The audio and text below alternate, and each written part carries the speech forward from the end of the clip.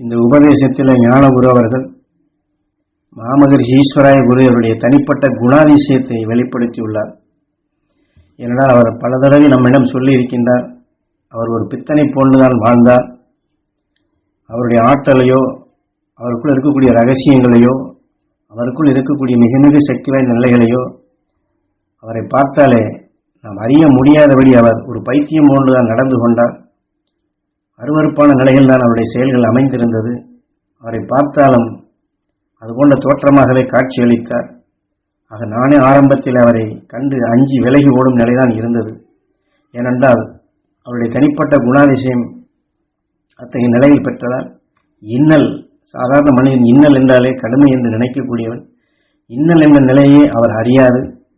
இன்னல் எது என்று அறியாத நிலைகள் கொண்டு இன்னல் என்ற நிலையை அவருக்குள் அறியாத நிலையிலேயே இன்னலை போக்கிடும் ஒளியின் சுடராக, திரும்பவும் சொல்லுகின்றார், இன்னலை போக்கிடும் ஒளியின் சுடராக அவருக்குள் விளைய வைத்து விண்ணின் ஆற்றல்மிக்க நிலைகளை அவருக்குள் ஒளியின் சுடராக மாற்றி ஒளியின் சுடராக பெறும் நிலையை அவர் பித்தனாக ஒரு பைத்தியம் போன்று இருந்து எமக்குள்ளும் ஆழமாக பதிவு செய்தார். அந்த ஞான வித்தை வளர்க்கும் முறையும் வகுத்து கொடுத்தார். என ஞானகுரு அவர்கள் ஈஸ்வர பட்டாய குருதேவரை பற்றி எண்ணில் அடங்காத அனுபவங்களை நமக்கு சொல்லி இருக்கின்றார். அந்த உபதேசங்கள் வாயிலாக நாம் கேட்கப்பட போகும்போது அவருடைய செயலே பைத்தியம் போன்றுதான் இருக்கும்.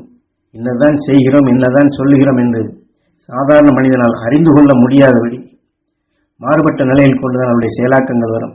ஆக தன்னை அறியாமலேயே இன்னலை போக்கிடும் அந்த சக்தி வாய்ந்த உணர்வின் ஆற்றலாக அவர் எப்படி அந்த ஆற்றலை பெற்றார், அந்த பெற்ற நிலையைத்தான் எனக்குள்ளும் கொடுத்தார், அதைத்தான் உங்களுக்குள்ளும். என்றால் அவர் ஒரு பித்தனாகத்தான் இருந்தார். ஆனால் அவருக்குள் இருக்கக்கூடிய அபரிதமான சக்திகளை அவரை பற்றி நான் அறிய முற்படும் பொழுதுதான் எம்மால் அறிய முடிந்தது.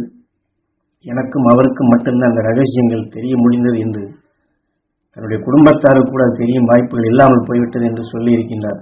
அதே நிலைகளைத்தான் இங்கே சொல்லி, ஆக மாமகரிஷி ஈஸ்வர குருதேவர் அந்த விண்ணினுடைய ஆற்றலை, மகரிஷியால் வளர்க்கப்பட்ட சக்தி வாய்ந்த வித்துகளை அது எவ்வாறு பருக வேண்டும், அதை நமக்குள் எவ்வாறு வளர்த்துதல் வேண்டும், அதை எவ்வாறு பதிவு செய்ய வேண்டும், அந்த ஞான வித்து எல்லோருக்கும் நாம் கிடைக்கும்படியாக எப்படி செயல்பட வேண்டும், அதன் மூலம் உலக மக்கள் அனைவரையும் அருள்வழிய அழைத்து செல்லும் சக்தி வாய்ந்த நிலையாக அது செயல்படுத்த வேண்டும் என்று எனக்குள் உருப்பெற செய்து உணர்த்தி காட்டினார் என்று ஞானகுரு சொல்லுகின்றார்.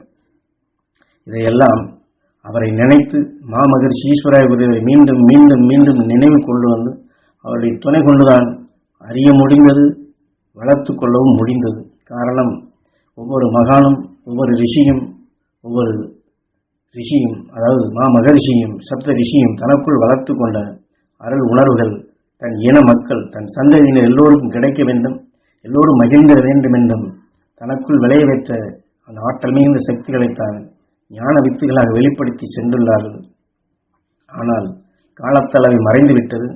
இந்த காட்டுக்குள்ளே இருந்தாலும் அதை எண்ணி எடுப்போர் இல்லை, ஏங்கி பெறுவோரும் இல்லை, அதை சுட்டி காட்டுவோரும் இல்லை, அதை நினைவுபடுத்துவோரும் இல்லை, அதை உந்தி பெறக்கூடிய ஆற்றலும் இல்லாது காலத்தால் மறைந்து விட்டது.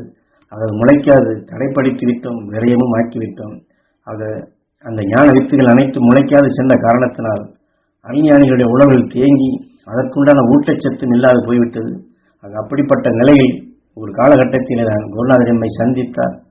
அந்த சந்தித்து இந்த உலக மக்களை காக்க வேண்டும், இந்த உலகில் வாழும் நல்லவர்களை காக்க வேண்டும், நல்ல எண்ணம் கொண்டு நல்ல உள்ளம் கொண்டு நல்ல பண்பு கொண்டு வாழ்வரை அல்வழியிலே அழியான வழியிலேயே மெய்ஞானிகளாக வளர்த்திட வேண்டும் என்ற நேரத்தில் இந்த சந்தர்ப்பத்தை எமக்கு ஏற்படுத்தி அதை பெரும் பாக்கியமாக எமக்கு கொடுத்தார். அந்த குரு கொடுத்த அழியான சக்தியின் துணை கொண்டு அவருடைய எண்ணத்தை நமக்குள் வளர்த்து அவர் காட்டிய வழியிலே அருள் உணர்வை பெறுவோம். இருளை நீக்கி பொருள் காணும் நிலையாக நமக்குள் வளர்ப்போம். அழியான பசியை ஒவ்வொரு மனிதனுக்குள்ளும் இருக்கும் அந்த பசியை போக்குவோம். அந்த மாமகரிஷிகளுடன் ஒன்றுபடுவோம். 33 தேவாதி தேவர்கள் என்ற ஞானிகள் வாழும் எல்லைக்கு நாம் செல்வோம். அந்த மகரிஷிகள் விளைய வைத்த அழியான வித்தை நாம் பருகுவோம். அது நமக்குள் பெருக வேண்டும், நாம் அதை பெருக்கிடல் வேண்டும். அதன் மூலம் அனைத்து மக்களையும் காக்கக்கூடிய அரும்பெரும் சக்திகளாக உலகிற்கு எடுத்துக்காட்டுகளாக ஒவ்வொருவரும் நாம் வர வேண்டும். அது குருநாதரிற்ற அருள் பணி இதுதான். அதைத்தான் உங்களுக்கும் சொல்லி, பித்தனை போன்றவர் வாழ்ந்தாலும் அவருக்குள் இருக்கக்கூடிய பேராற்றல்களை அறிய முடிந்தது, தெரிய முடிந்தது. அதை உங்களுக்கும் இப்பொழுது தெரியப்படுத்தும் வாய்ப்பாக அமைகின்றது. அதை நீங்கள் பெற்று குரு அருளில் மாமகரிஷி ஈஸ்வராய குருவுடைய துணையால் எல்லா மகரிஷியின் அசக்திகளை பெற வேண்டும் என்று வேண்டுகிறேன் என்று இந்த உபதேசத்தில் நமக்கு உணர்த்துகின்றார்கள்.